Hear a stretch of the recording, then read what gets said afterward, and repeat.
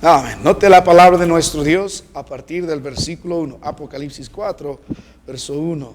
Las escrituras dicen: después de esto miré, y he aquí una puerta abierta en el cielo, y la primera voz que oí como de trompeta, hablando conmigo, dijo: sube acá, y yo te mostraré las cosas que sucederán después de estas. Y al instante yo estaba en el Espíritu, y he aquí un trono establecido en el cielo, y en el trono uno sentado. Esta noche vamos a continuar aprendiendo acerca del trono. Hemos visto quién está sobre el trono. Hemos visto lo que está alrededor del trono. Hemos considerado lo que sale del trono. Y hoy vamos a ver lo que está delante del trono y lo que está alrededor y junto al trono. Que Dios nos dé su gracia. Vamos a orar nuevamente. Padre, te doy gracias. Para mí siempre es un gran privilegio volver una vez más a tu palabra. Padre, cuando llegamos a esta porción de las Escrituras, no hay nada que nosotros podamos captar. ¿Qué derecho tenemos nosotros de estar ante el trono? ¿Qué méritos hemos abrigado, Señor, para que podamos estar delante del Cordero? No somos nosotros dignos, Señor. El único digno es el Cordero. Nosotros somos solo pecadores, Señor, que por gracia hemos sido introducidos a esa presencia y tenemos la certeza que un día estaremos para siempre con el Cordero. Nuestros pies, Señor, inmundos, ¿cómo pueden habitar en lugares santos? Nuestros ojos vanos, Señor, ¿cómo pueden mirar la gloria del Señor? Te ruego, Padre, cómo esta boca nuestra podría alabar al nombre tuyo, siendo nosotros hombres de labios inmundos. No se trata de nosotros, se trata de ti. Perdónanos, Señor. Límpianos una vez más y permítenos gozarnos de aquel que está en el trono. En Cristo bendice tu palabra. Amén. Hermano, le invito a ocupar su lugar. Mientras continuaba estudiando esta porción de las Escrituras, encontré una historia un poco curiosa, pero que llama la atención para nuestro estudio. Hace algunos años atrás, el año 2004, un niño en aquellos días llamado Alex Marlekey, él tuvo un grave accidente automovilístico, lo dejó en coma durante 2 meses. Años después, con la ayuda de su padre, escribió un libro que tituló El niño que volvió del cielo. En el libro, el pequeño afirmaba que había muerto y había visitado el cielo todo ese tiempo que se encontraba en coma y luego que regresó. En su libro registra encuentros con ángeles, con Jesucristo, visiones acerca del cielo. ¿Y sabe qué, hermano? Se llegó a convertir por esos días en uno de los libros con más ventas, un libro bestseller en su momento, sobre todo en los ambientes cristianos.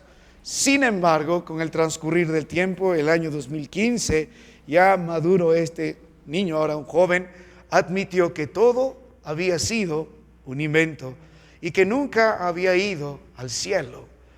Desde entonces la editorial dejó de publicar su libro y muchos de los cristianos quedaron expuestos por la fascinante historia e imaginación de un niño, el niño que fue al cielo. Mi amado hermano, esto fascina a muchas personas, le da curiosidad, hay muchos testimonios, pero hemos visto a la luz de la palabra del Señor que cuando miramos las Escrituras hay una sola forma de entrar al cielo y es por gracia. ¿Y cuál es el atractivo del cielo? Más allá de que los ángeles y todo lo que vamos a considerar en adelante, es el trono. Qué raro que el libro nunca registró acerca de aquel que está sobre el trono. A lo largo de la palabra de Dios, solo 2 hombres fueron al cielo. Uno fue el apóstol Pablo y volvió, y Juan y volvió, solo 2. En caso de este último, sí le dijo: escribe las cosas que ves y envíalos a las iglesias. El apóstol Pablo recibió la encomienda del Señor: no escribas nada. A lo largo del Antiguo Testamento vemos hombres que tuvieron visiones sobre el cielo, pero solo Juan y el apóstol Pablo sí de veras estuvieron en el cielo, y por el mismo método, la voz del Señor, la invitación de la gracia del Señor: sube acá. No vamos a volver a predicar lo que ya se ha mencionado en las semanas anteriores. Así que más bien esta tarde nos vamos a seguir enfocando a lo que sucede con el trono de nuestro Dios. Si bien hemos dicho el atractivo del cielo es el trono. Mi amado hermano, el verso 2 dice: y al instante yo estaba en el Espíritu, y he aquí un trono establecido en el cielo, y en el trono uno sentado. Es el año 90 después de Cristo. La iglesia del Señor ve al Cristo glorificado en el capítulo 1. En el capítulo 2 recibe los mensajes de Cristo Jesús, la alabanza de algunos y la condena de otros. Ahora la iglesia tiene que mirar por la fe el cielo. Para nosotros no ha de ser un lugar desconocido el cielo. Por la fe en la palabra del Señor podemos nosotros entender lo que va a pasar aquí. Pero nuevamente la palabra de Dios pone en claro el asunto, el atractivo del cielo, el tema central de la palabra de nuestro Dios, resaltado a través de la revelación de Cristo como el Rey. En el libro de Apocalipsis debe ser algo alentador al creyente. Nuestra esperanza es real, nuestro Dios es real. Cuando crucemos más allá del río de la muerte y lleguemos a la presencia del Señor, nuestro anhelo más grande será estar delante del trono. Así que el trono está establecido en el cielo. Su trono es eterno, es un trono firme, es un trono grande, es un trono glorioso, es un trono santo, porque el que está sentado sobre el trono, la palabra de Dios nos mostró que es nuestro Dios, y nos ha descrito al detalle, tanto en el capítulo 1 como el capítulo 2 como el capítulo 4 y el resto de la palabra del Señor, de quién es nuestro Dios. Mi amado hermano, la invitación de las Escrituras para nosotros durante estos días que estudiamos el libro de Apocalipsis capítulo 4 es mirar el trono. Mientras usted mira el trono, debe meditar: ¿es digno de estar delante del trono? ¿Cuál es la actitud que tiene ante el trono? ¿Qué dirá el que está sentado en el trono sobre sí mismo, sobre usted, cuando el que está en el trono no solo es el Salvador, sino también es nuestro gran juez? Oh, cuánto le animo de todo corazón a no pasar por alto, hermano mío, esta gran verdad: un trono establecido en el cielo. Porque si bien es cierto está en los cielos, si usted es un verdadero creyente, ese trono también está establecido en la iglesia.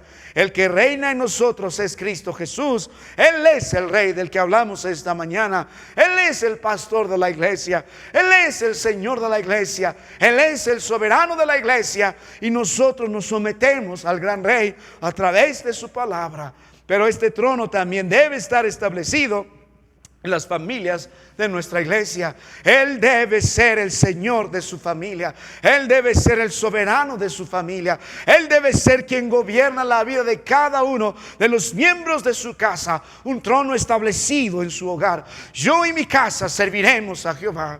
Pero también este trono debe estar establecido en el corazón de cada uno de nosotros. Oh, usted podrá intentar impresionar a los hombres con ciertos actos que puede hacer al venir a la iglesia, al cantar, al vestirse, pero de nada servirá si el que no gobierna su corazón, no gobierna su mente y no está sentado en su corazón en ese trono, es Cristo Jesús. Oh, mi amado hermano, los días miércoles estudiando acerca de las lecciones de la gracia, en el libro de Tito 2, verso 11, vemos que Él es el Salvador de la condenación eterna, pero también es el Salvador del poder del pecado. Él es mi Salvador, pero también lo recibimos como nuestro Señor. Él es mi Señor. Ya no se enseñorea el pecado, no se enseñorea el mundo, tampoco soy más esclavo de Satanás, sino que Cristo Jesús es mi Señor. Un trono establecido, y todos los asuntos en nuestras vidas cambian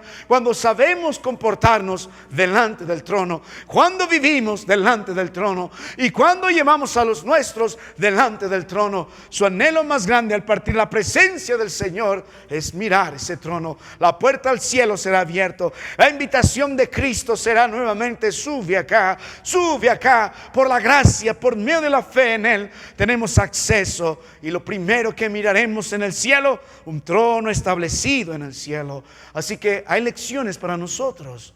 ¿Cómo está establecido este trono? ¿Cómo la iglesia debe esperar las moradas eternas? ¿Cuál es la visión bíblica que debemos tener sobre el cielo? Oh, hermano mío, que nuestro corazón no se vaya como muchos de estos hombres religiosos y bastante escandalosos sobre sus definiciones, sus experiencias y sus visiones sobre el cielo. Yo le ruego de todo corazón, no se deje llevar por sus sueños, no se deje llevar por sus experiencias, No se deje llevar por sus opiniones y sus pareceres. No se deje llevar ni incluso por la ciencia estos días. Oh, hermano mío, la palabra de Dios es la palabra más segura. Si vamos a tener una visión del cielo, debe ser bajo la visión bíblica. Y la palabra de Dios nos dice, el atractivo del cielo es un trono establecido en ese lugar. Así que volviendo a la palabra de nuestro Dios, hay lecciones que estamos aprendiendo. El trono es firme, el trono es glorioso, el trono es el atractivo del cielo. ¿Cómo nosotros podemos entender más acerca de este trono? ¿Cómo podemos tener una actitud correcta ante este trono? Y la palabra de Dios responde, estamos considerando algunos aspectos acerca de este trono. Y la Biblia misma nos indica qué debemos entender. Y la palabra de Dios nos mostró el primer aspecto en el versículo 2. Dice, uno sentado al final del verso, y en el cielo y en el trono uno sentado. El primer aspecto que hemos considerado es sobre quién está en el trono, el que está sobre el trono, y hemos visto que era Dios, y hemos visto su aspecto. Verso 3 dice, y el aspecto del que estaba sentado era semejante a piedra de jaspe y de cornalina, y había alrededor del trono. Primero, el que está en el trono es Dios. ¿Cuál es el aspecto del que está sentado en el trono? Estas piedras. Imagínese bajo la visión de Juan, un hombre natural y común como nosotros, ¿cómo podría describir lo que está viendo? ¿Cómo podía describir lo que está viendo con palabras humanas? Es algo que Juan toma detalle en su corazón, inspirado por el Espíritu Santo, para darnos más o menos una vista de lo que es. La semejanza a piedra de jaspe tiene que ver con un diamante que resplandece. Entonces el que está sentado es glorioso, y la cornalina tiene la característica de ser rojo, y vimos que predica también por otro lado la gloria de Dios, pero también predica el juicio del Señor. Así que cuando miramos al trono, miramos a Dios. Así que cuando miramos al trono, miramos su gloria. Así que cuando miramos al trono, miramos también su juicio. Él es fuego consumidor.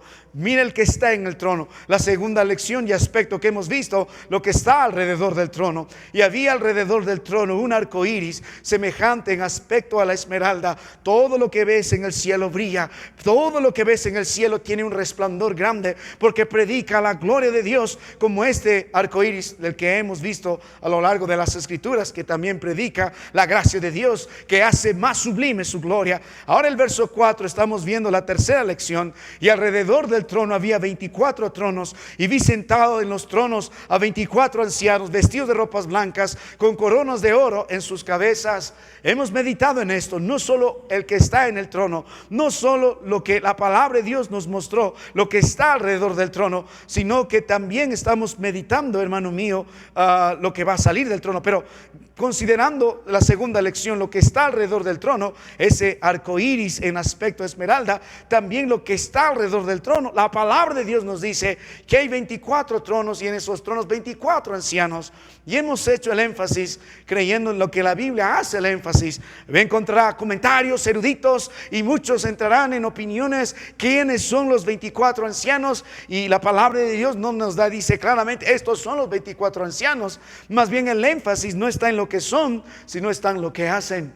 Ahora nosotros hemos planteado algo. La Biblia habla acerca de los cristianos, los que morimos en Cristo, estaremos en vestiduras blancas. La Biblia habla que tendremos coronas, estos guirnaldos por pelear la buena batalla. La Biblia habla que estaremos reinando juntamente con Cristo. Muy probablemente sea la iglesia glorificada en su representación, porque el número 24 es número de representación a través de estos ancianos, muy probablemente. Pero el énfasis no está en los quienes son, el énfasis está en lo que hacen. Y la palabra de Dios nos mostró en el versículo 10, los 24 ancianos se postran delante del que está sentado en el trono, y adoran al que vive por los siglos de los siglos, y echan sus coronas delante del trono, diciendo, el énfasis está en la actitud de estos ancianos delante del Señor. Si hemos descartado que no son ángeles, podrían ser otro tipo de seres. Yo prefiero creer que es la iglesia, pero el énfasis es que la actitud que tendremos, y eso vamos a detallar la otra semana, ante el trono es esto: no hay gloria para nosotros, no hay jactancia para nosotros.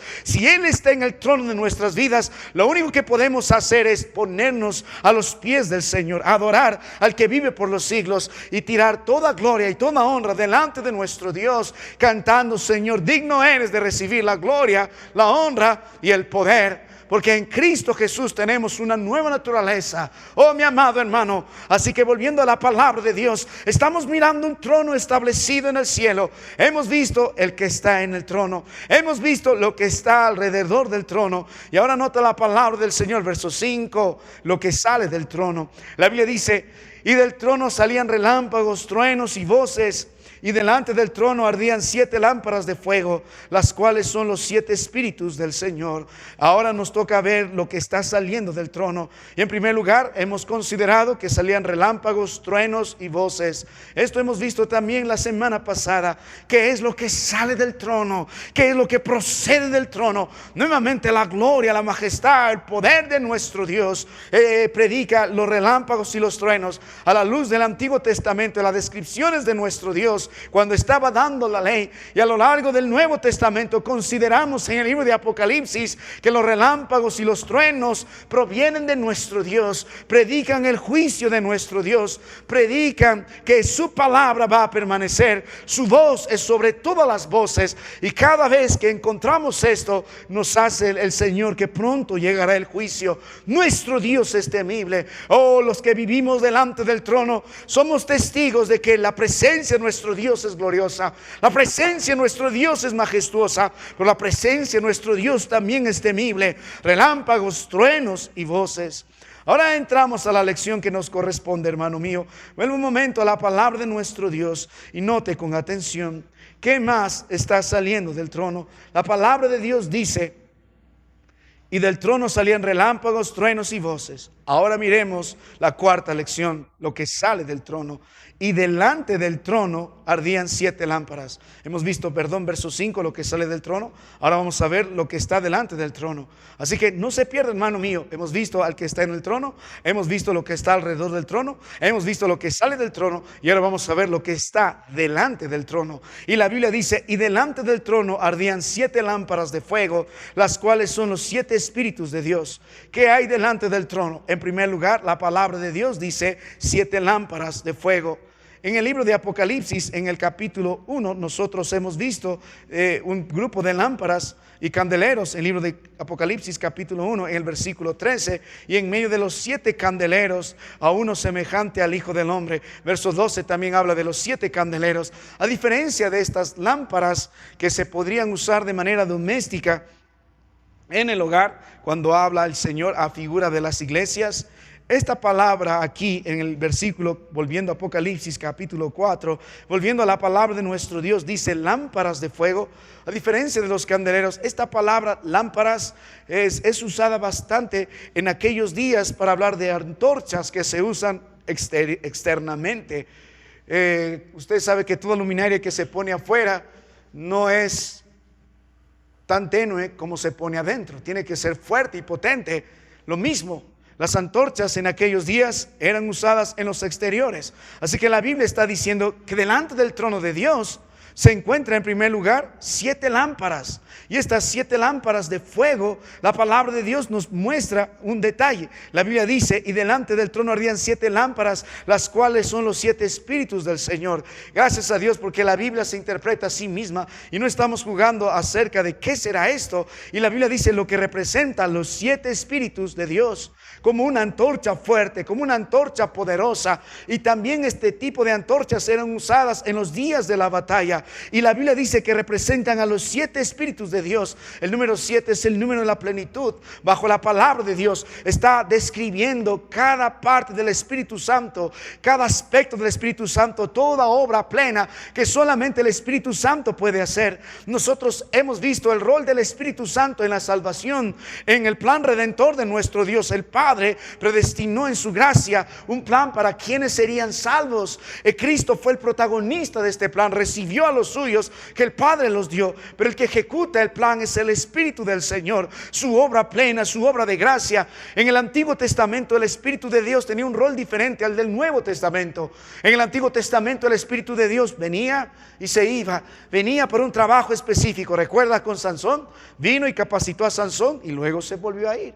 E incluso cuando David pecó, él decía: Señor, en el Salmo 51, que tu espíritu no se aparte de mí, porque también servía como señal. Él era ungido, es el rey, el Espíritu de Dios está sobre él, pero venía y se iba.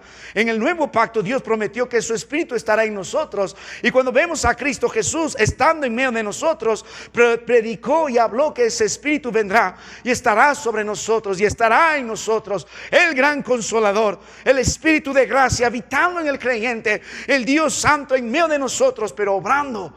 Él obra predicando y convenciendo de pecado, justicia y juicio. Es el Espíritu de Dios que nos da oídos. Él es el Espíritu de Dios que produce convicciones en nuestras vidas. El Espíritu de Dios que obra para que usted y yo nos santifiquemos todos los días y vivamos para la gloria y honra de nuestro Dios. En el libro de Isaías capítulo 11, en el versículo 2, en el Antiguo Testamento Dios describe básicamente esta persona de nuestro Dios con todas estas virtudes en la obra de su Espíritu. Y reposará sobre él espíritu de Jehová, espíritu de sabiduría y de inteligencia, espíritu de consejo y de poder, espíritu de conocimiento y de temor de Jehová. Hemos estudiado esto al detalle en el libro de Apocalipsis capítulo 1, cuando hemos hablado también acerca de los 7 espíritus. Pero la obra de nuestro Dios en su espíritu es plena. En él habita la inteligencia, la sabiduría, el consejo, el poder y el conocimiento. Ahora vuelva al libro de Zacarías capítulo 4 en el versículo 1 y vamos a leer a partir del verso 1. El libro de Zacarías da detalle acerca de estos espíritus. Note el libro de Zacarías 4 a partir del versículo 1. Vamos un momento por ahí, hermanos, tomemos la atención y la paciencia y volvamos a la palabra de Dios. No se pierda esta noche. Mi esperanza es que usted entienda que no merece estar ante el trono, que somos indignos de glorificar el nombre. Delante del trono solo tenemos una opción: glorificar y humillarnos ante la presencia del Señor. Zacarías 4 a partir del verso 1 dice: volvió el ángel que hablaba conmigo en la visión de Zacarías y me despertó como un hombre que es despertado de su sueño y me dijo: ¿qué ves? Y respondí: he mirado y he aquí un candelero de oro con un depósito encima y sus 7 lámparas encima del candelabro y sus 7 tubos para las lámparas que están encima de él. Y junto a él 2 olivos, el uno a la derecha, el del depósito, y el otro a su izquierda. Proseguí y hablé al ángel que hablaba conmigo diciendo: ¿qué es esto, Señor mío? Y el ángel que hablaba conmigo respondió y me dijo: ¿no sabes qué es esto? Y dije: no, Señor mío. Entonces respondió y me habló diciendo: esta es la palabra de Jehová Zorobabel, que dice: no con ejército ni con fuerza, sino con mi espíritu, ha dicho Jehová de los ejércitos. ¿Quién eres tú, oh gran monte, delante de Zorobabel? Será reducido a llanura. Él sacará la primera piedra con aclamaciones de gracia, gracia a ella.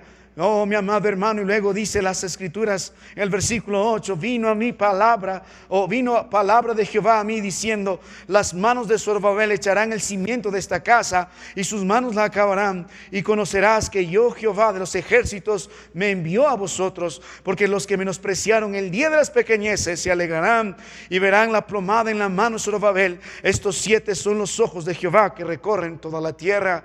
Oh, la misma figura, mi amado hermano, la misma visión, pero en la actuación del poder del Espíritu, la antorcha de fuego ardiente que ilumina, el Espíritu de gracia que obra con toda libertad, con todo poder, con toda soberanía. También es un Espíritu que capacita para la victoria. En él tenemos la victoria. Zorobabel tenía un trabajo que hacer: edificar nuevamente la casa de nuestro Dios. Y Dios le dijo: no con espada, sino con mi Espíritu. Vuelvo a otra porción de las Escrituras, hermano. Volviendo al libro de Apocalipsis capítulo 1 en el versículo 4, esta representación del Espíritu, esta séptula representación del Espíritu, también nos muestra la palabra del Señor, la comprensión del Espíritu en cuanto a consejo, en cuanto a sabiduría, en cuanto a fuerza, poder, conocimiento, reverencia. Tanto en Isaías como en Zacarías es notorio. Apocalipsis 1:4 dice: Juan a las 7 iglesias que están en Asia, así pasa a vosotros del que es, el que era y del que venir, y de los 7 espíritus que están delante de su trono. ya nos introdujo esta verdad. Mi querido hermano, ¿qué está delante del trono? Volviendo a Apocalipsis capítulo 4 en el versículo 4. ¿Qué está delante del trono? Perdón, en el versículo 5. ¿Qué está delante del trono? Y la palabra de Dios dice: toda la plenitud del Espíritu de nuestro Dios, todo conocimiento, toda sabiduría, toda fuerza, todo poder, esas antorchas ardientes, esas antorchas potentes, que nadie impedirá el trabajo de nuestro buen Dios a través de su Espíritu, es lo que se encuentra delante del trono. Delante del trono. Qué interesante para nosotros es poder entender esto. A veces las antorchas en el Antiguo Testamento también estaban relacionadas con la guerra, como hemos visto en el caso de Zorobabel. Si usted va al libro de Jueces, al capítulo 7 y el verso 16, podrá entender una mejor detalle. ¿Recuerdas con Gedeón y sus 300 hombres y sus escuadrones? Y si vas al libro de Nahum, capítulo 2, verso 3 al verso 4, también vamos a ver que el escudo de los valientes, este ejército vestido de escarlata, un carro de fuego y antorchas, se están precipitando para la guerra. Entonces podemos entender algo acerca de esto, hermano mío. Aunque la Biblia no nos va a decir más detalles acerca de estos espíritus, aún así nos va a decir que estos pertenecen a Dios, están a la disposición de Dios. Estos espíritus son enviados a la tierra para que Dios siga continuando con su obra, la obra plena del Espíritu de gracia, la obra poderosa del Espíritu de Dios, esa antorcha ardiente que nadie va a apagar, listo para la guerra, listo para cumplir su cometido. Vuelvo un momento más a la palabra de Dios, libro de Apocalipsis capítulo 4. Siga con atención qué es lo que más sale delante del trono, qué más está delante del trono. Dice verso 5: y delante del trono ardían 7 lámparas de fuego, las cuales son los 7 espíritus de nuestro Dios. Ojalá usted y yo disfrutemos de la obra del Espíritu. Verso 6: y delante del trono, ¿qué más hay delante del trono? Dice: había como un mar de vidrio semejante al cristal. Si ve las expresiones semejante, muchas de estas expresiones se usan para hablar de piedras brillantes. Una vez más, todo en el cielo brilla, todo en el cielo predica la gloria de nuestro Dios. Aquí hay un mar de vidrio. Imagínese estar en el corazón de este hombre Juan. ¿Cómo puedo describir la brillantez, la gloria que está debajo de nuestro Dios? De él sale resplandor, sobre él hay resplandor, debajo de él hay resplandor, todo lo que rodea es resplandor. Nosotros hemos tenido una meditación interesante en Apocalipsis capítulo 1, cuando el versículo 7 dijo: he aquí viene con las nubes, y todo ojo lo verá, y los que le traspasaron, y todos los linajes de la tierra harán lamentación por él. Sí, amén. Cuando hemos hablado de las nubes en aquellos días, no hemos dicho que son solamente esas nubes que miran nuestros ojos, o como algunos tratan de dibujar a Cristo sentado en una nube y va a llegar de esa forma. No, está hablando de su gloria. La nube es la referencia a ese humo, a ese Shekinah. Cuando el Cristo vuelva, no habrá dudas, es Dios. No solo la tierra será estremecida, se estremecerá el universo, será quebrantado este Dios, porque de esa gloria con la que resplandece en su morada quebrantará absolutamente todo. No habrá forma de mirar a un Dios santo y glorioso. Imagínate a Juan, está en un lugar lleno de luz. Por la gracia del Señor está mirando y está tratando de escribir, por la obra del Espíritu, la gloria del que está en el trono. El hombre tiembla, el hombre seguramente está con temor. En el capítulos anteriores, al mirar al Cristo glorificado, cayó y besó y estuvo lleno de temor delante del Señor. Cayó como muerto, porque es un lugar de luz, es un lugar de resplandor, es un brillo incomparable. Si usted ha intentado mirar la luz del sol al mediodía directamente, es fácil que pueda tener problemas. No se puede ver el sol. Imagínese mirar al autor del sol. 1,000 millones de soles juntos ni se comparan con el brillo y el resplandor de su gloria. Ese es nuestro Dios. A Él hemos venido a adorar, y Él es el que está en el trono. Él sigue siendo glorioso. Mi amado hermano, mire Apocalipsis 21, el versículo 1 dice: vi un cielo nuevo y una tierra nueva, porque el primer cielo y la primera tierra pasaron, y el mar ya no existía más. Lo que vio Juan en la base del trono, fue una vasta calzada de vidrio que brillaba como centellante cristal. Juan describe al mar que ya no va a existir, pero lo que sí existirá es esta semejanza al vidrio como un mar. Es un cristal que brillaba, centellante, resplandeciente. Esa no es la única visión sobre eso. Mire el libro de Éxodo capítulo 24 en el versículo 10. Nuevamente, hermano, mire el trono, mire la gloria de nuestro Dios, mire el que está sentado en el trono, contemple lo que hay alrededor del trono, mire lo que sale del trono y aún más contemple lo que está ahora delante del trono. Dice la Biblia: y vinieron al Dios de Israel y había debajo de sus pies como un embolsado de zafiro, semejante al cielo cuando está en sereno. Nuevamente la misma visión. Libro de Ezequiel capítulo 1 en el verso 22. Mire al varón viendo visiones de Dios. Qué diferente es la descripción de Dios a la descripción que el hombre tiene. Qué diferente es la descripción del Cristo al Cristo que muchos creen. Oh, mi amado hermano, la descripción del Cristo de la Biblia, para que su fe sea certera, debe ser en la que usted pase tiempo estableciendo su corazón. No la descripción de Hollywood, no la descripción de su corazón, no la descripción de cualquier bien intencionado tocando en la puerta de su casa y presentando un Cristo pobre, mendigo, que está allí a la puerta. No, no, no. Mire la descripción de Cristo. No es como lo pintó Leonardo da Vinci,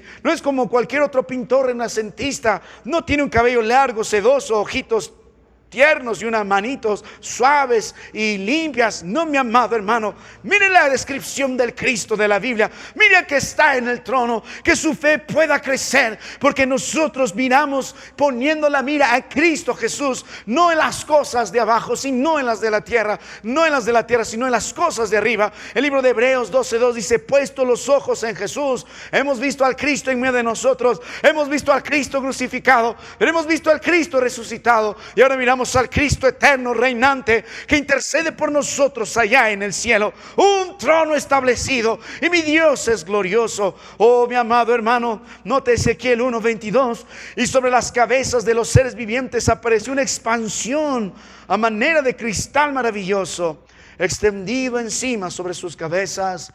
Bajo la perspectiva de Juan era un mar de vidrio. Bajo la perspectiva del libro de Éxodo era este cielo sereno. Bajo la perspectiva de Ezequiel es un cristal maravilloso, extendido, extendido, extendido. Una gran expansión, la misma palabra de Génesis 1 como referencia al cielo. Ahora mire el verso 26 del libro de Ezequiel 1. Note la Biblia: y sobre la expansión que había sobre sus cabezas se vio la figura de un trono que parecía de piedra, de zafiro, y sobre la figura del trono había una semejanza que parecía de hombre sentado sobre él. La misma descripción.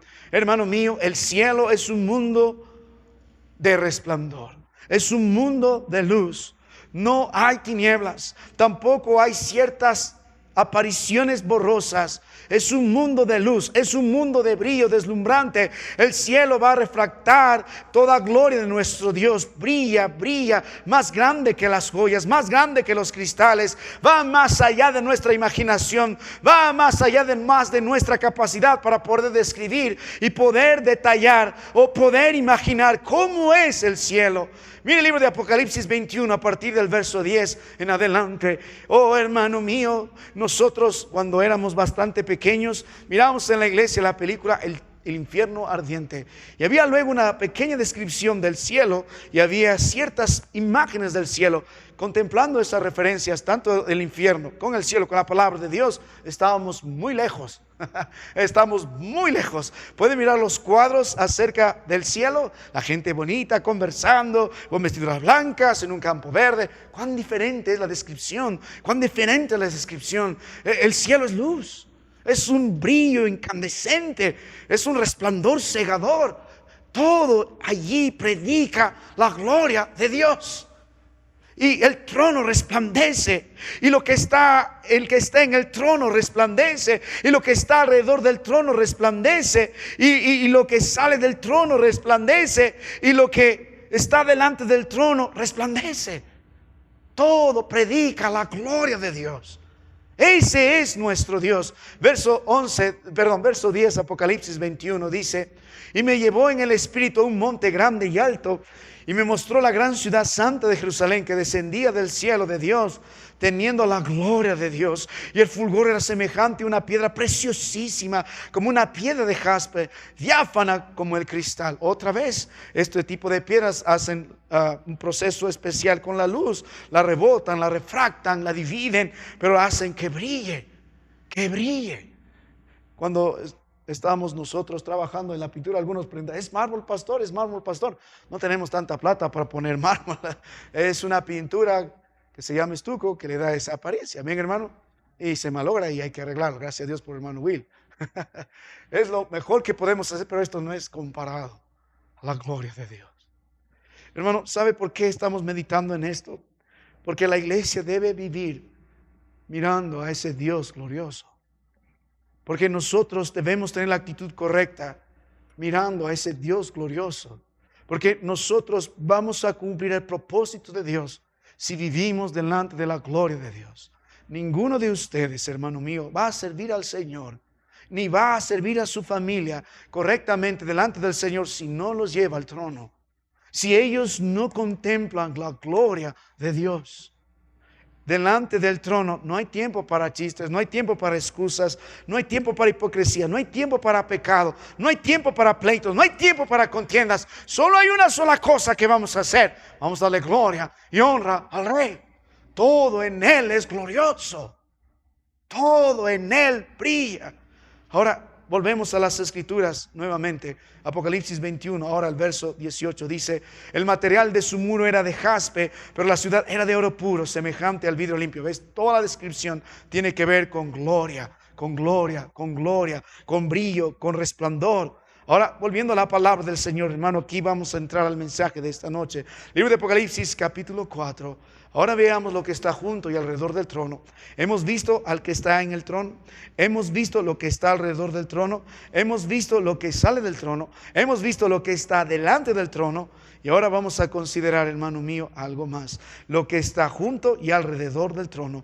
Nota la palabra del Señor en las Escrituras. Libro de Apocalipsis, capítulo 4. Ahora nota el versículo 6. Y delante del trono habría como un vidrio semejante al cristal. Ahora nota la Biblia a la mitad del verso. Y junto al trono y alrededor del trono, eso nos toca. Y junto al trono y alrededor del trono, mediten esto: 4 seres vivientes llenos de ojos delante y detrás. ¿Qué está junto y alrededor del trono? La palabra de Dios dice 4 seres vivientes.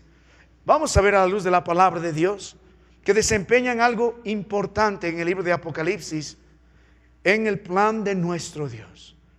Y hermano, quisiera que podamos aprender. Hay una gran lección para nosotros esta noche de los que están junto y alrededor del trono. ¿Qué nos pueden enseñar estos 4 poderosos y grandes seres vivientes? Hay lecciones. En primer lugar, mire su ubicación privilegiada. La Biblia dice dónde está junto al trono y alrededor del trono. No hay palabras mayores para describir que están en el círculo íntimo, en el lugar más cercano al trono. En la palabra de Dios vemos en el Antiguo Testamento, cuando Dios estableció su tabernáculo y luego su casa fue construida, había 3 grandes espacios. Tenías el atrio donde todos venían y presentaban los sacrificios. Luego tenías el lugar santo, donde podías encontrar también otros elementos consagrados al Señor, como los panes que están en esa mesa, los panes de la proposición sobre esa mesa. Pero tenías que entrar, y solo uno podía entrar, era el sumo sacerdote, una vez al año, al lugar santísimo. Un lugar exclusivo, donde la gloria del Señor está. El arca del pacto está ahí. Dentro del arca se encontraba los mandamientos, las tablas de nuestro Dios, la vara de Aarón. Todo lo que estaba ahí adentro predicaba su gloria. El arca del pacto tenía la figura de querubines. Ahora, estos seres se ubican en el lugar santísimo. Fue representado materialmente en el Antiguo Testamento. Y ahora estamos viendo todo lo que Dios quería mostrarnos en el cielo. Nosotros no tenemos que estar por ahí como los religiosos. Estamos buscando el arca perdida. Se encontró el arca perdida. Religión siempre hace énfasis donde no debe haber. Donde no debe haber. Algún día, si Dios nos da la gracia, iremos a Jerusalén. Si no quieren, no iremos. Pero no necesitamos. Todo lo que necesitamos ya está en la palabra de nuestro Dios. Vayamos o no vayamos, ya somos un día miembros de la nueva Jerusalén, en Cristo Jesús. Pero religión pone énfasis en aquí estuvo predicando el apóstol Pablo y un gran monumento. Por aquí caminó el Señor Jesucristo y un gran monumento. No queremos poner nuestro corazón en cosas. Lo que usted quiere ver es la ubicación privilegiada que estos tienen. Y están en un lugar especial, en un lugar íntimo, un lugar cercano a la presencia de nuestro Dios. Al igual que ellos, hay de aquellos que en medio de nosotros, en Cristo Jesús, habitamos en los atrios. Otros en lugares santos, pero pocos, como dijo el viejo predicador Spurgeon, en el lugar santísimo.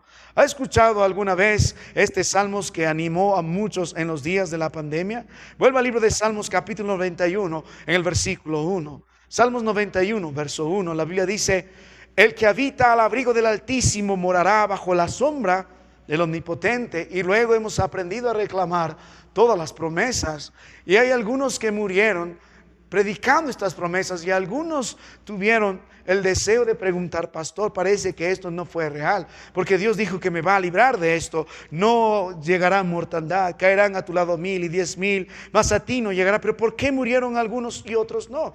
Mi amado hermano, la promesa que está acá es para alguien especial. Aún haya muerto en Cristo Jesús, si fue el tiempo, pandemia o no pandemia, iba a ir a la presencia de Dios. Pero las promesas que están aquí están claramente dedicadas en el versículo 1, que dice: al que habita al abrigo de Dios. La palabra habitar aquí no es un momento y vuelvo, sino es alguien que ha armado su casa y sus tiendas en el lugar santísimo. Para ellos son las promesas.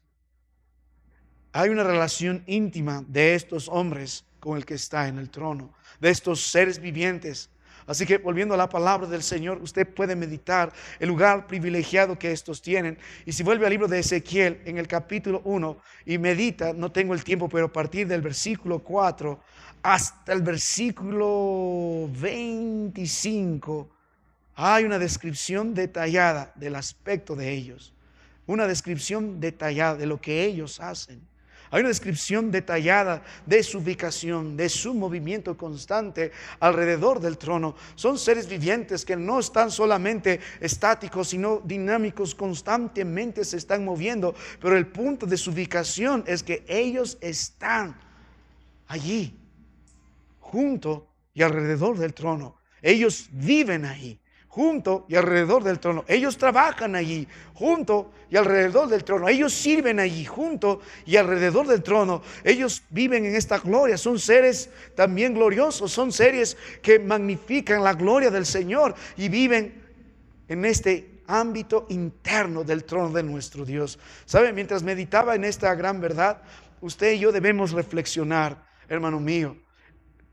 ¿Cree que somos dignos nosotros de habitar en este círculo íntimo, en este lugar santísimo, en el trono? ¿Dónde será la ubicación nuestra cuando miramos al Señor? En primer lugar, cuando miramos esto, hermano mío, estos seres vivientes están en este círculo íntimo. Pero la palabra de Dios, vamos a ver más adelante que son ángeles, son querubines, pero la palabra de Dios nos dice: ¿qué ángel dijo al Señor, Abba Padre? Más bien el cristiano, por la gracia del Señor, aún siendo pecador, tiene una entrada más íntima incluso que estos querubines ante la presencia de Dios. Nosotros, hermano mío, merecedores del infierno, separados del Señor por su ira, porque nosotros somos pecadores, en Cristo Jesús podemos tener acceso a ese trono glorioso, a ese lugar más íntimo, más cerca incluso que estos querubines. Pero parece que esta verdad no es congruente con nuestra vida, porque vivimos como si no estuviéramos delante del trono. Si es un verdadero creyente, usted ha aprendido a vivir delante de un Dios glorioso, ha desarrollado una relación íntima y estrecha con ese Dios. Conoce a ese Dios, conoce su gloria, está familiarizado con Él. Usted y los suyos están viviendo, coexistiendo con ese Dios, en una íntima relación, en ese lugar tan privilegiado, santísimo. Moisés tuvo que quitar el calzado de sus pies, porque el lugar que pisaba santo es. Nosotros inmundos, hombres pecadores, por la sangre preciosa de Cristo y por su gracia podemos entrar, habiendo sido inmundos, habiendo sido depravados, habiendo sido merecedores del infierno. Por medio de Cristo Jesús podemos entrar a un lugar aún más íntimo que estos seres. La pregunta es si nosotros podemos vivir así. Nuestro anhelo en el cielo será acercarnos más y más a ese trono. Nuestro anhelo en el cielo será vivir delante y estrechamente a los pies de aquel que está sentado en el trono. Oh, cuánto difiere el deseo de nosotros con la realidad. Algunos anhelan partir e ir al cielo, pero ni idea tienen de lo que van a hacer el cielo, ni idea tienen lo que es el atractivo del cielo. Oh, mi amado hermano, si usted no ama la casa de Dios, ¿cómo quiere ir al cielo? Si usted no vive glorificando el nombre de Dios, ¿cómo quiere y anhela el cielo? Si usted no tiene una comunión íntima y estrecha con el Señor, ¿cómo anhela ir las moradas eternas? Porque esto es el anhelo de todo creyente. Oh, habitar tan cerca y más cerca posible ante ese trono. Mi amado hermano, vuelvo un momento a la palabra de nuestro Dios. Vuelva a las Escrituras y quiero que usted pueda ver ahora la identidad de estos seres. Hemos visto la ubicación de estos seres. Ahora medite sobre la identidad de estos seres y nos va a ayudar bastante el libro de Ezequiel. Ve, para los que están estudiando con nosotros la hermenéutica, la revelación siempre es progresiva.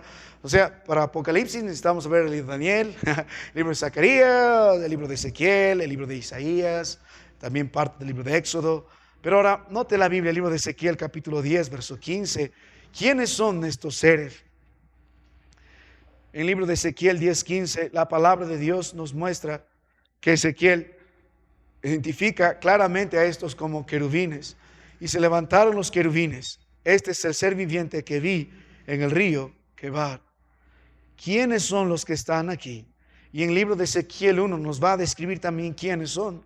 Son querubines. Son un tipo de ángeles en la jerarquía de nuestro Dios, los más poderosos señalados en las Escrituras. Cuando usted lee el libro de Ezequiel a detalle, no tengo el tiempo, básicamente estos se identifican como una máquina de guerra lista para desencadenar los juicios. A partir del capítulo 5 en adelante, Dios va a empezar a derramar sus juicios para reclamar lo que era suyo. Y aquí esta maquinaria de guerra divina está listo. Son estos poderosos querubines que están junto y alrededor del trono. Así que estos 4 seres vivientes son querubines.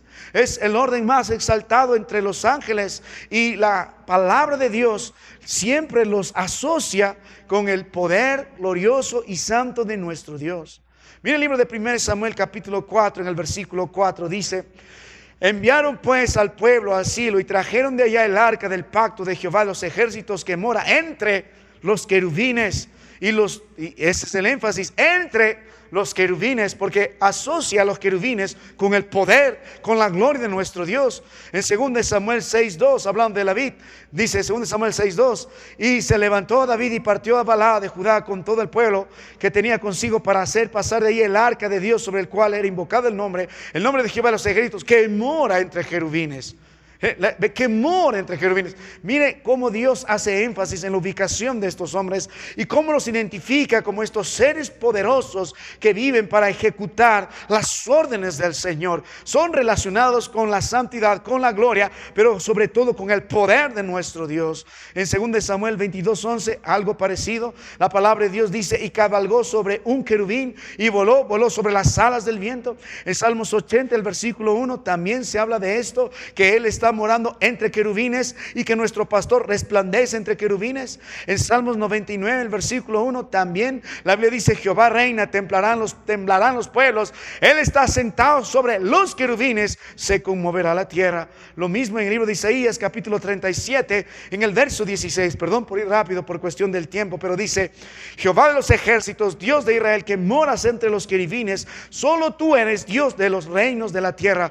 Tú hiciste los cielos y la tierra. Ve, Cuando Dios identifica que está con los querubines, sobre los querubines o entre los querubines, habla de su poder, habla de su gloria, habla de su grandeza. Esta es la máquina de guerra divina. Estos santos seres, estos querubines que habitan en el lugar íntimo del Señor, son identificados como poderosos porque son usados en el poder del Señor, para la gloria de nuestro Dios, para ejecutar todo juicio de nuestro Dios. Cuando usted ve el libro de Génesis capítulo 3, en el versículo 24, la palabra de Dios dice que cuando Adán y Eva fueron expulsados, ¿qué puso Dios en el Edén?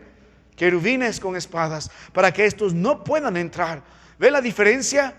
Los querubines dijeron, están cumpliendo la orden de Dios, están predicando, ustedes no son dignos de vivir con este Dios 3 veces santo, porque son pecadores. Cuánta gracia, hermano, cuánta gracia para nosotros invocar el nombre de Dios, tener entrada al trono de la gracia, a ese lugar santísimo y merecedores. Ahora vuelve a la palabra de Dios en 1 Reyes capítulo 6, a partir del verso 23 al verso 28. En la descripción de todo lo que está hablando la palabra de Dios, va a poner los querubines en lo más alto. La palabra de Dios dice en el verso 25, por ejemplo: asimismo el otro querubín, en 1 Reyes 6, 25, asimismo el otro querubín tenía 10 codos, ambos querubines eran del mismo tamaño y de misma anchura, hablando del lugar santísimo, hablando de lo que es una representación de lo que existe en la realidad. Vuelvo a la palabra de nuestro Dios nuevamente, hermano mío. En el libro de Ezequiel capítulo 28, verso 14, en algún momento a Satanás se le reconoció que en su anterior vida, antes que pecase, era un querubín grande y protector. El libro de Ezequiel capítulo 28, verso 14, eso es lo que era antes Satanás. La Biblia dice: tú querubín grande y protector, yo te puse en el santo monte de Dios, ahí estuviste, en medio de las piedras de fuego te paseabas. Y mire Ezequiel capítulo 28, más adelante, verso 16 también, 2 versos más de los que ya hemos leído, dice: a causa de tu multitud de tus contracciones fuiste lleno de iniquidad y pecaste, por lo que yo te eché del monte de Dios y te arrojé entre las piedras del fuego, oh querubín protector. Entonces, la palabra de Dios nos está describiendo a los que están delante del trono y están junto, y alrededor del trono. Está hablando de estos 4 seres vivientes. Nos está describiendo su ubicación y luego no solo nos dice su ubicación, sino los identifica. Son querubines, son seres poderosos, son seres que son relacionados con la gloria, con el poder, con la santidad de nuestro Dios. Ahora, vuelva a algo más, hermano. ¿Cómo nos ayuda esto a nosotros? Nos ayuda mucho. Primero, nosotros tenemos un lugar más privilegiado que ellos. Segundo, nosotros no solo somos identificados como ángeles, somos identificados como hijos de Dios. Aunque, como dijo la palabra de Dios, son superiores a nosotros, pero en poder y en lo demás, ¿a qué ángel dijo Abba Padre? Cristo Jesús se vistió no como un ángel, se vistió como un hombre, como nosotros. Tiene una naturaleza humana. Él nunca diseñó un plan de salvación para los ángeles que cayeron con Satanás, pero sí para nosotros. En su gracia y en su soberanía, nosotros somos con una identidad mayor y superior a estos seres poderosos. No debemos dar gloria y no debemos dar honra a nuestro Dios, porque nos llama hijos. Ahora, mire la palabra de Dios, la descripción de estos y la función de estos. Rápidamente, el libro de Apocalipsis, note la palabra del Señor. La Biblia dice en el versículo que estamos leyendo: y alrededor del trono, verso 6, seres vivientes llenos de ojos delante y detrás. Y luego va a describir: el primer ser viviente era semejante a un león, el segundo era semejante a un becerro, el tercero tenía rostro como de hombre y el cuarto era semejante a un águila volando. Y la Biblia dice: y estos 4 seres vivientes tenían cada uno 6 alas y alrededor, y por dentro estaban llenos de ojos, y no cesaban día y noche de decir: santo, santo es el Señor Dios Todopoderoso, el que era, el que es y el que ha de venir. Y verso 9: y siempre que ellos seres vivientes dan gloria, y siempre que aquellos seres vivientes dan gloria y honra y acción de gracias al que está sentado en el trono, al que vive por los siglos de los siglos. Rápidamente, mire la descripción de estos. La palabra de Dios primero nos dijo que estaban llenos de ojos por delante y por detrás. Esto está simbolizando su conciencia, su estado de alerta. Ellos no son omniscientes como nuestro Dios, pero todo lo que está hablando la palabra de Dios, tiene que ver con Dios, el trono, el trono, el trono. Estos seres están tan atentos al Señor. Ellos son siervos del Señor, están mirando la mano del Señor, están dispuestos a servir a su Señor. Ellos no descansan, ellos no tienen sueño, ellos no cierran los ojos. Su función, estos ojos que tienen, es para prestar suma atención al que está en el trono.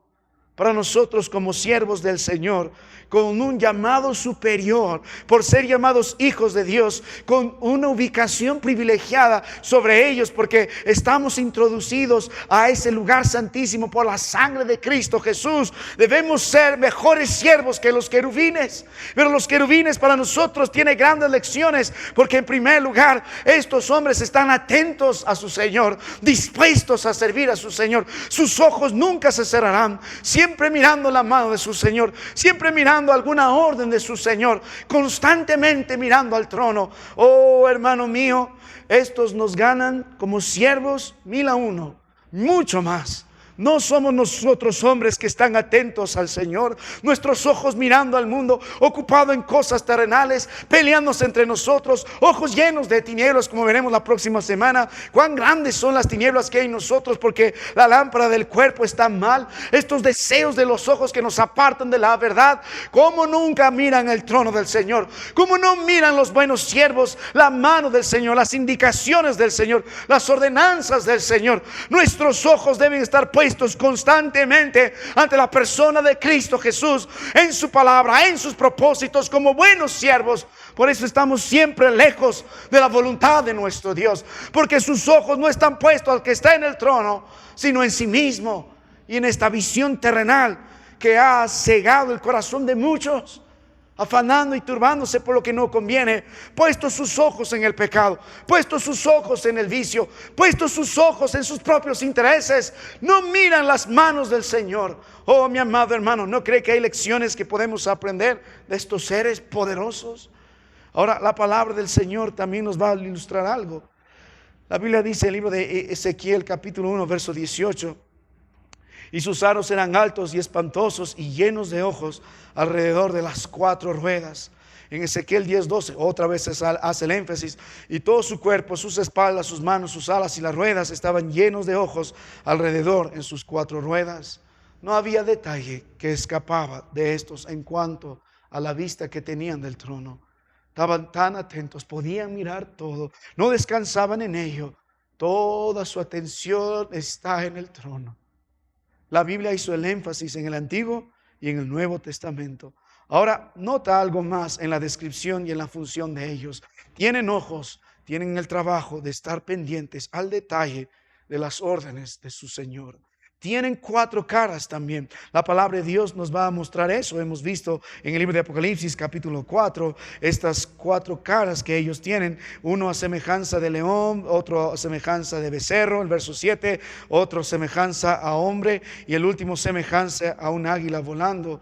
El primer ser viviente que es semejante al león, el león va a ser bien representado y relacionado con las criaturas salvajes, el becerro con los animales domésticos, el águila con las criaturas que vuelan y el hombre es la cumbre de la creación. Todo esto describe a la relación que Dios tiene con lo que ha creado. Y los querubines representan probablemente toda la creación de nuestro Dios, pero también simbólicamente el león representa en la Biblia la fuerza, el becerro el servicio o el buey. ¿Recuerda el libro de Proverbios? El hombre representa la razón y el águila representa la velocidad. Podemos relacionar mucho acerca de eso. Por ejemplo, las 12 tribus de Israel acampaban bajo estas 4 banderas. La tribu de Rubén tenía la bandera o simbolizada por un hombre. La tribu de Dan simbolizaba su bandera con un águila. La tribu de Efraín simbolizaba las banderas que tenían por un becerro o un buey. Y el resto, juntamente con la tribu de Judá, tenían banderas representadas con leones. Así que los 4 seres vivientes en realidad son ángeles generales en el Señor, pero representan probablemente la creación de Dios, representan la diversidad de nuestro Dios, pero todo esto está a su servicio. Ya sea la fuerza, ya sea la destreza, ya sea la agilidad, ya sea lo que estamos señalando aquí, la razón o la sabiduría. todo esto está dispuesto para el Señor. El punto es, hermano mío, en la palabra de nuestro Dios, que estos seres vivientes son buenos siervos del Señor. Ellos nos enseñan con toda fuerza que sus ojos están atentos para el servicio del Señor. Ellos nos enseñan con todo poder que cada virtud que ellos puedan tener, cada cualidad que ellos tengan, están dispuestas al Señor. Ahora, quiero que note algo más. ¿Cómo evidenciamos todo esto? Porque estos 4 seres vivientes van a ser nombrados por la palabra del Señor, juntamente con otros ángeles. ¿Sabe para qué? Para ejecutar los juicios del Señor. Vaya un momento a la palabra de nuestro Dios, hermano mío. Libro de Mateo capítulo 13, el verso 41. Mateo 13, 41 dice: enviará el Hijo del Hombre a sus ángeles y recogerán de su reino a todos los que sirven de tropiezo y a los que hacen iniquidad, y los echará en el horno de fuego. Allí será el lloro y el crujir de dientes. El libro de Mateo 13, 49 dice lo mismo, sobre que los ángeles en el fin del siglo apartarán a los malos de entre los juntos. Lo mismo en Mateo 25 a partir del verso 31, el mismo trabajo. Ahora, volviendo al libro de Apocalipsis capítulo 15 en el versículo 1, estos ángeles están relacionados con los juicios del Señor. Y vi en el cielo otra señal grande y maravillosa, 7 ángeles que tenían las 7 plagas postreras, porque en ellas se consumaba la ira de Dios. Lo mismo en capítulo 15 verso 7, y uno de los 4 seres vivientes dio a los 7 ángeles 7 copas de oro, llenos de la ira de Dios que vive por los siglos de los siglos.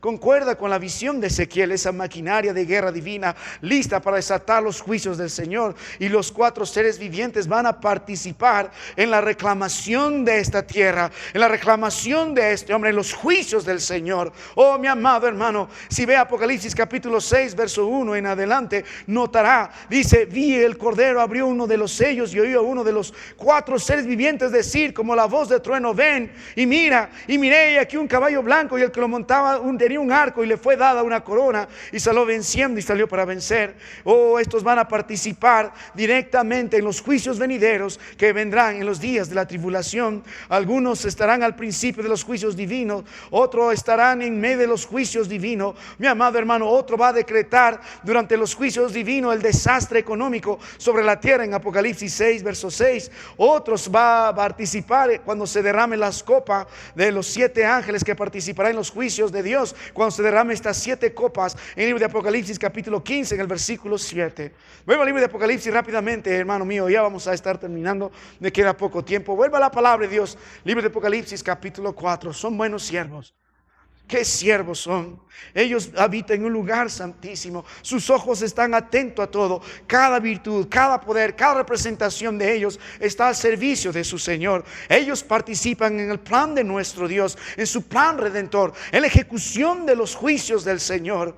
Y ahora la palabra de Dios también nos hizo el énfasis en el libro de Apocalipsis capítulo 4, que estos tenían 6 alas. Y el libro de Isaías y el libro de Ezequiel van a describir el trabajo de estas 6 alas. Y podemos notar que 4 de estas alas tenían la responsabilidad de la adoración. En el libro de Ezequiel nos va a hablar eso. En el libro de Isaías capítulo 6 verso 2. Isaías 6 versículo 3. En todo esto vamos a notar esto, que estas 4 alas primero eran relacionadas con la adoración. Luego tenías otro par de alas que cubrían sus rostros, ya que siendo incluso criaturas tan exaltadas como ellos, no pueden mirar plenamente la gloria de Dios sin ser consumidos. Ellos tapaban sus rostros, pero ellos también usaban 2 alas para cubrir sus pies, predicando lo mismo. No somos dignos, nuestros pies no son lo suficientemente apartados en santidad para estar en ese terreno santo y glorioso. Así que, hermano mío, esto nos enseñan algo, que la adoración al Señor es un privilegio. Tienen un trabajo y una función especial. Sí deben cumplir los juicios del Señor. Sí están atentos a la mirada de su Señor. Sí, todo lo que ellos son, todas sus virtudes, todas sus fuerzas, todas sus destrezas están puestas para el servicio de su Señor. Pero estos nos muestran, no son dignos al mismo tiempo de su adoración. Ni son seres tan grandes, gloriosos, sí, pero ni ellos pueden mirar a cara plena la gloria de Dios. Ni ellos consideran dignos esos que nunca han pecado. Satanás pecó una sola vez y fue lanzado delante de la presencia del Señor para siempre, siendo querubín. Estos nunca han pecado y aún así no son dignos de mirar y de vivir en la gloria del Señor. Así que, mi amado hermano, más allá del énfasis de quiénes son ellos, al igual que los ancianos, nuestro énfasis está en lo que ellos hacen. Estas bestias, estos seres llenos de ojos, estos seres con rostros, estos seres con alas, estos seres que nunca descansan, tienen un gran propósito. Su trabajo es adorar al Señor. La Biblia dice, Apocalipsis capítulo 4 en el versículo 8, la Biblia dice que estos cantaban y decían y no cesaban de decir día y de noche. Es un servicio constante y continuo. Santo, santo es el Señor, Dios Todopoderoso. Lo mismo dijo en Isaías 6, los mismos ángeles cantando, santo, santo, santo es el Señor Todopoderoso. Lo mismo que se cantó en Apocalipsis 1:8, el que era y el que es, hablando de Cristo, y el que ha de venir. Su principal propósito es exaltar la santidad de Dios. ¿Sabe, hermano mío? Para terminar, ya me queda un minuto. ¿Puede meditar en esta verdad? ¿Cuál es el propósito principal suyo?